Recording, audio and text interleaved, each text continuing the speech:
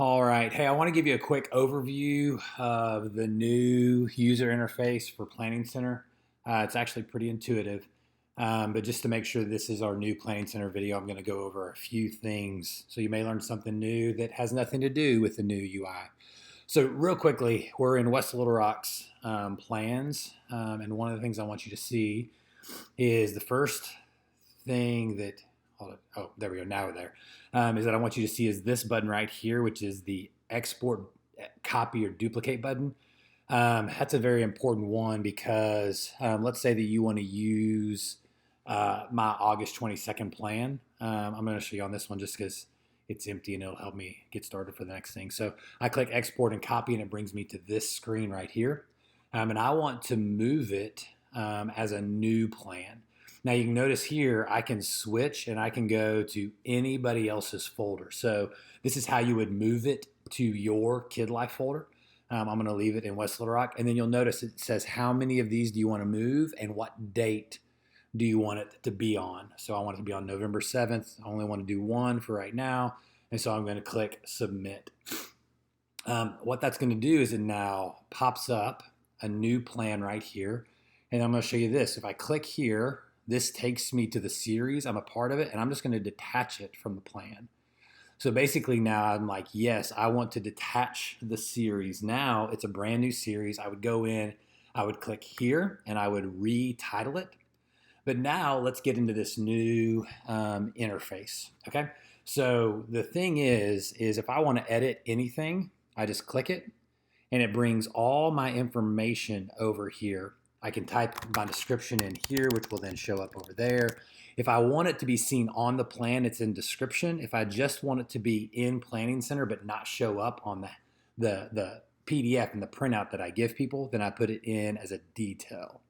You can see I can add media and files there. Also up here is the amount of time. So again, that's how I just click in and I just change by clicking in, and then all the information shows up over here. Here's the title, and if I want to change the song and I want the fast song to be Wave Walker, boom, and then I would change. I always try to put a YouTube link just so my folks can see the motions that are coming up. So then when I'm done editing, I click here. So that's how I edit the plan. If I need to add a new item, you can see the add button is right here. And then I only do items. We don't really mess with songs or media. That's different, and that works more for production than it does for us as Kid Life.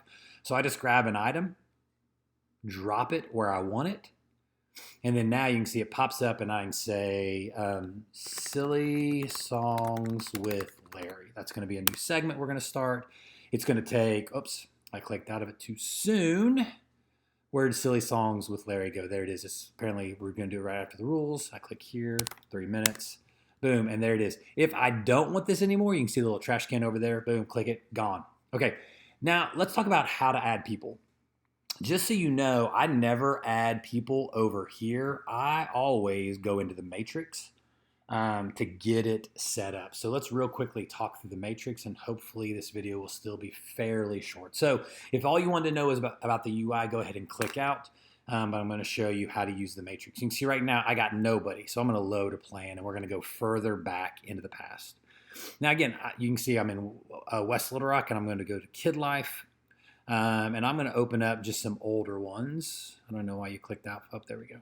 And I'm just going to open up some old ones until I see people. Okay, boom. Now I've got people. So we run 2 crews who alternate every other week for us. And so I'm just going to start pulling them over. Boom, boom.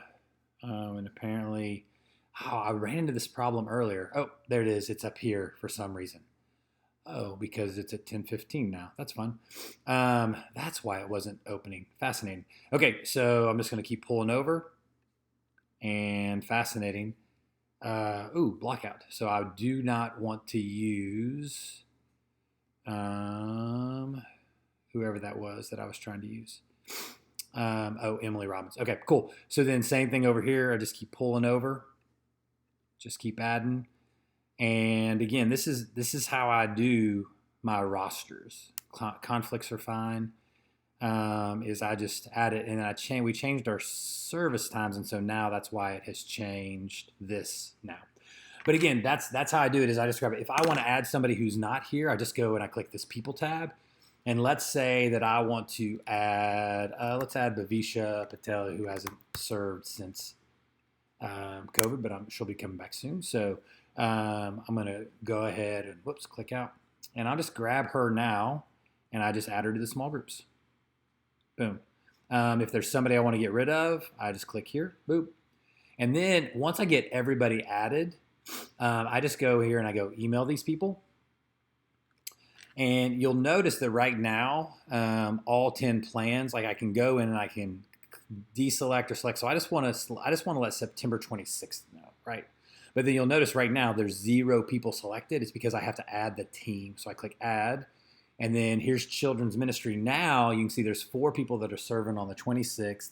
And then I would click next to send them that email. And I could edit the email before I send it.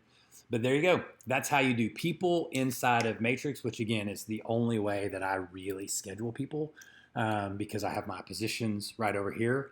And let's say that I need to add, like right now, I've got no worship people. That's a problem. But so then I would click add person. And I would say I want to add Holly Seagraves. And it pops up and it says, what position? And I say, I want her to do worship fast. And then I click save. Boop. Now notice what happens. The moment I add someone to that position, it now becomes present in my worship, in my matrix. And so now I can go and I can add that. I'm going to go ahead and get rid of that for right now. But there you go. Hopefully, and then if I don't want this to appear anymore, I click minus. Now I don't need anybody for this position, but because it's there, it stays there. There you go. Hopefully that helps you get to know how to use things in Planning Center. K Little at newlifechurch.tv.